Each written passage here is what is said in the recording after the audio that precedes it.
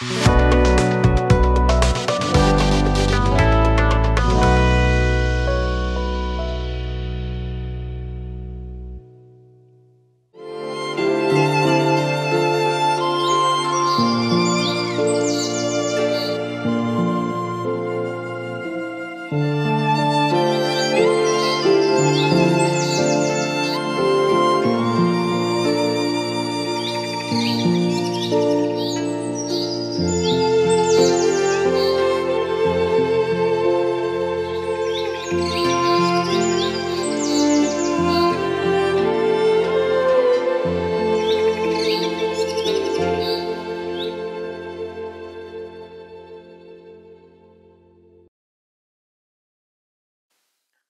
जीशु ख्रीष्ट अति बहुमूल्य नाम आपण मान प्रत्येक को संपर्क इंडिया प्रस्तुत कार्यक्रम नुआ सकाल आज अध्याय में स्वागत जनाए।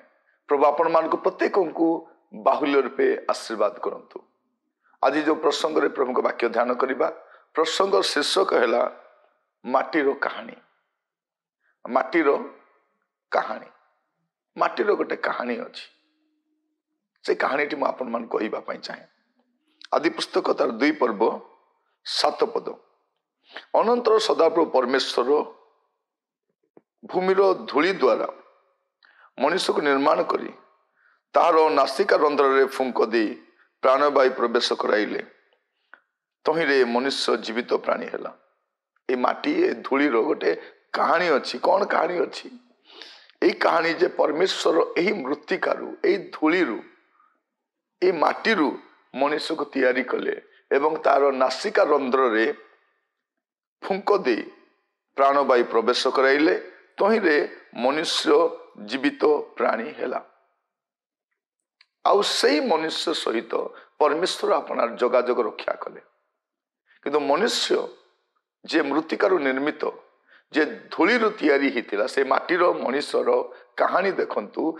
जो परमेश्वर ताको मृत्तिकारु तैयारी कले से परमेश्वर कथा न मानी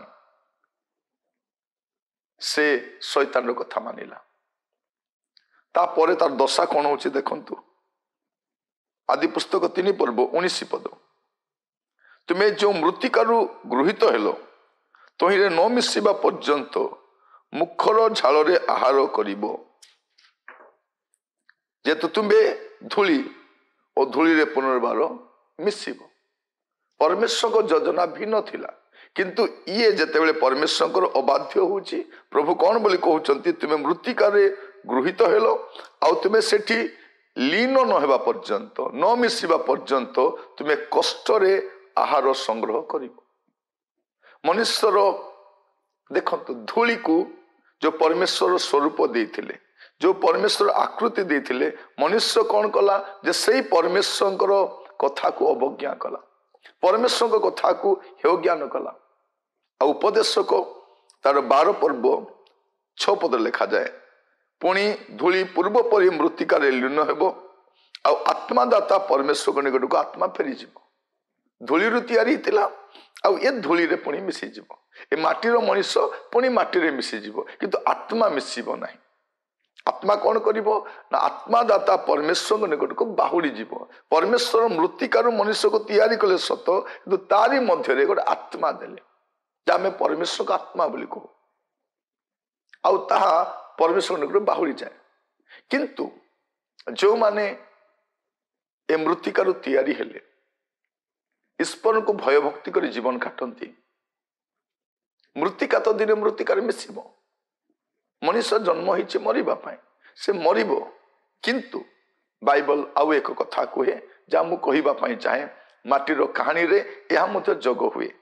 जेसाई तार 26 पर्व 19 आउ 20 पद लिखा जाउछि तुम्भर मृत माने जीवित हेबे मोर सब सब उठिबे हे धूली निवासी माने तुमने उठी गान करो। पुणी थरे धूली लोक माने उठिबे उठी गान करो तुमर शिशिर तृणर शिशिर तुल्य और भूमि मृत मान को बाहर करदेव। जो माने धूली रे मिसिचंती पुणी उठिबे हे मोर लोके आस तुमर अंतराल प्रवेश करी तुम चारिआडे द्वार रुद्ध करो। क्रोध बही जीवा जाए अल्प काल अपना को लुचाओ तामाने महाक्लेश पूर्व जगत उपर को जो महाक्लेश आसुची ता पूर्वर जो माने प्रभु को ठारे थाई धूली रे मिसी से पुणी थरे उठिबे उठिबे यह महाक्लेश पूर्वर हम क्लेश बही न जा पूर्व मन उठिबे पुणी मध्याकाश को गृहित हेबे तापरे क्लेशर समय आरंभ हेबो आ मृतिकार जो उठिबे पुणी थरे सेमान विषय रे बाइबल आउ कहे धूलीर कहानी अच्छी जहाँ अन्य शास्त्र यह प्रकाश करे ना बाइबल ही प्रकाश करे बाइबल रे ही ये सत्यता को आम देखू देखंतु मु आपण मान को विभिन्न पुस्तक विभिन्न भाववादी कथा और बाइबल कथा मु आपण मान को कहूची दानियल तार 12 पर्व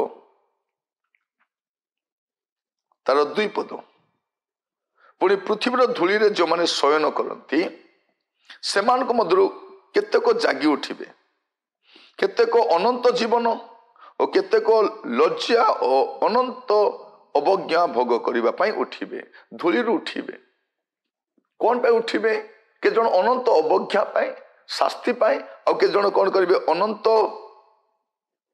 आनंद पाए अनंत जीवन पाए उठिबे अनेके अनंत अवज्ञा भोग करिबे अनेके अनंत जीवन भोग करिबे एटा होछि धूलीर बा माटीर वास्तव कहानी प्रिय बंधु आमे धूली अटू गर्व कहीं केते दिने आमे धूली रे मिसिबा किंतु धूली रे उठिबा समय आमे केमती उठिबा एटा बंचितबा समय आमे जीवन काटिबा दरकार आमे अवज्ञा निमंत उठिबा ना अनंत जीवन पाई उठिबा एटा आमे जानिबा दरकार आज वाक्य शुणा समय आसु निजक समीक्षा करू परीक्षा करू जेपरी वाक्य जरिया रे अपना जीवन को सजाड़ी पारिबा प्रिय बंधु मु आपन कहिबा पई चाहे माटीर कहानी अच्छी माटीर गोटे कहानी अच्छी आज से कहानी मु आपन कहूली से जेते बड़ सम्राट हुंतु राजा हुंतु विज्ञ व्यक्ति हुंतु जेते बड़ लोक हुंतु वैज्ञानिक हुंतु से माटी रे मिसिबे जाति धर्म वर्ण निर्विशेष समस्ते माटी रे मिसिबे किंतु माटी रू केमती उठिबे माटी रू दिन उठिबा पई पड़िबो मनुष्य उठिबो से आ प्रभु ताक उठेबे किछि लोक अनंत जीवन पाई उठिबे जो अनंत जीवन पाई छंती अनंत जीवन पाइबे आ जो माने अनंत काल पाई प्रस्तुत ही नांती केवल जगत पाई जीवन काटी छंती से अवज्ञा पाई उठिबे दुख पाई उठिबे कष्ट पाई उठिबे किंतु ता पूर्वर क्लेश आरंभ होगा पूर्वर अनेक धूली उठिबे बाइबल से कथा कहे तुली शब्द हम तुली शब्द हेले कौन हम अनेक मृतिकार उठिबे अक्षय शरीर ने उठी हेबे अनेके क्षय पाई जाइछन्ति भाबुछु किंतु क्षय नुहे से अक्षय शरीर ने उठित हेबे आ आमे जो माने जीवित अवस्था रहितिबा आमे रूपांतरित हेबा बाइबल एही कथा कहे प्रभु आपण मान का आशीर्वाद करंतु आसंतु ए माटीर मनीष माटीर जीवन में रहू रहू अपना जीवन को अनंत काल निमंते प्रस्तुत करने प्रभु आपन को साहाय्य करंतु प्रार्थना करबा पिता परमेश्वर आपन को धन्यवाद दिए वाक्य जरिए कथा हितबारो प्रभु आमान को जीवन काल रे रहू रहू प्रभु ए रोहणी काल मध्य जीवन को सजाड़ी पारिबु एथिपाई अनुग्रह कर प्रत्येक को आपन हस्त रखी प्रार्थना मोर प्राणर प्रिय यीशु नाम रे मागिली आमेन प्रभु आपन मान का आशीर्वाद करंतु नमस्कार।